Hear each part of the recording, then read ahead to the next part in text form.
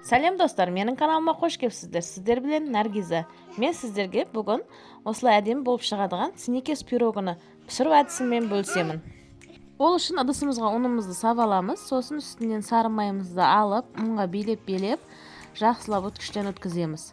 Өткіштен өткізіп жатқан сайын ұнға батырып алуымыз керек сары майды, сонда өткішімізге жабысып қалмайды. Өткіштен өткізіп болып, сары майымызбен ұнымызды жақсылап қолымыздың көмегімен әдемілеп ұрбақтап аламыз. Сосын қамырымыздың ортасын сал ашып, ішіне 3 жұмыртқамызды шағып саламыз да, шым тұзымызды салып, шекерімізді салып, азғана разлихликтерімізді саламыз. Сосын азырақ мен айранда қосып жібердім. Сонымен жақсылап араластырып алып, қамыр қарамыз. Қамырымыз осылай дайын болайын деп жатқан кезде 3 ас қасықта какаомызды салып, жақсылап қамырымызға араластырып аламыз.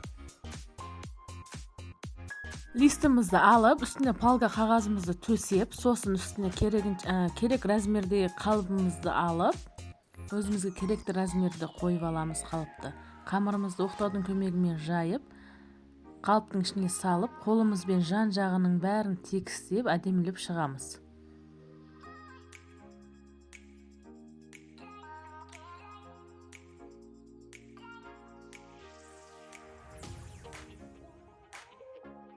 Осы кезде вилкамен қамырымызды тесіп шығу естеріңізден шықпасын.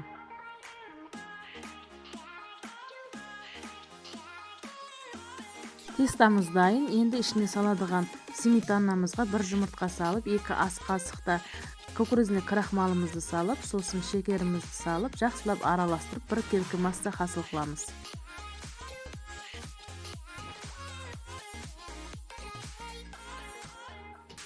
Дайын тестамыздың үстіне ішіне салған начинкамызды салып, әдемілеп 180 градуста 25 минут көлемінде пісіріп аламыз. Пісіп болғаннан соң вареный сгущенкаға азырақ жаңғағымызды шағып, екеуін араластырып, бетіне осылай жағамыз да тағы 10 минутқа пешкеге қойып аламыз.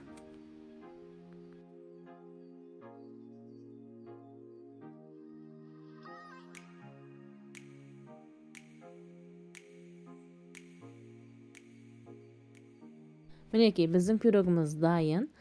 Суытқанын күтеміз. Суығаннан соң қалыбынан шешіп, кесіп, дастарханға шаймен берсеңіздер болады. Ас болсын. Каналға тіркеліп, лайк, комментарий қалдыруды ұмытпаңыздар. Сіздермен болған Наргиза. Рахмет.